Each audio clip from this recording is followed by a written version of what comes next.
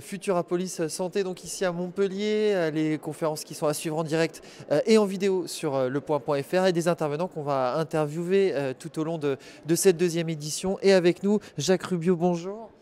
Bonjour. Vous êtes directeur général Kaufmann Broad. On dit Grand Sud? Grand Sud-Ouest, ici, c'est le Sud, On est ici, d'accord. voilà. Vous étiez tout à l'heure sur la scène de l'Opéra.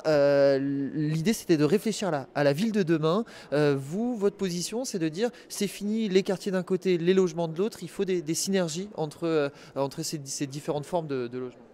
Oui, absolument, et au sein de Confadembroid, il y a une direction sur la recherche, le développement et l'innovation.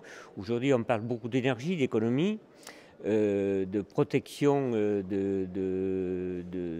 monde, de protection en général. On en parle beaucoup en ce moment. Et surtout avec le temps actuel qu'il y a, toutes les inondations, tout ça est très important.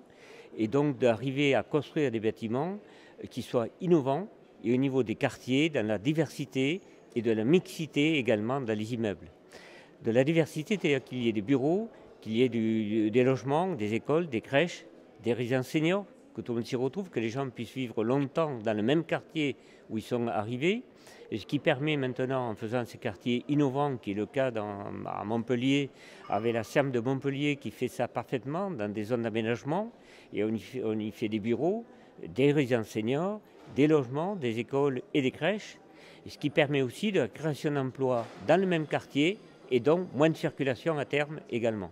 Vous évoquez aussi, ça a beaucoup plu à l'auditoire, le fait qu'on peut trouver des solutions, aménager les quartiers nouveaux tout en restant dans les endroits où on a déjà vécu pendant longtemps. Oui, absolument.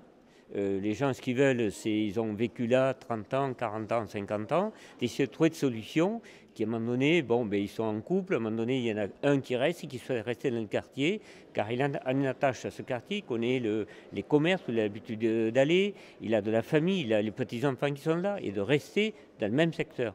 Et ce qu'il faut faire maintenant, dans le cadre des nouvelles urbanisations de villes au niveau de grands quartiers, de grandes métropoles comme Montpellier, c'est d'arriver de garder les gens dans les mêmes quartiers le plus longtemps possible et avec le maximum transport en commun, crèche, école, commerce, tout dans le même quartier.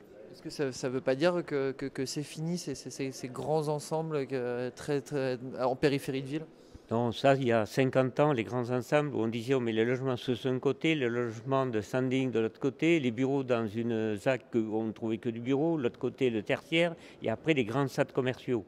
Ça, c'est fini, et on voit bien au niveau des commerces et des grandes marques de grands commerces qui viennent maintenant faire, on retrouve l'épicier de quartier, l'épicier de ville, qui s'appelle peut-être au nom d'une grande marque, mais à l'échelle de 500 ou 1000 mètres carrés dans le quartier et non plus de 50 ou 100 000 mètres carrés où on fait des queues le samedi pour remplir les caddies.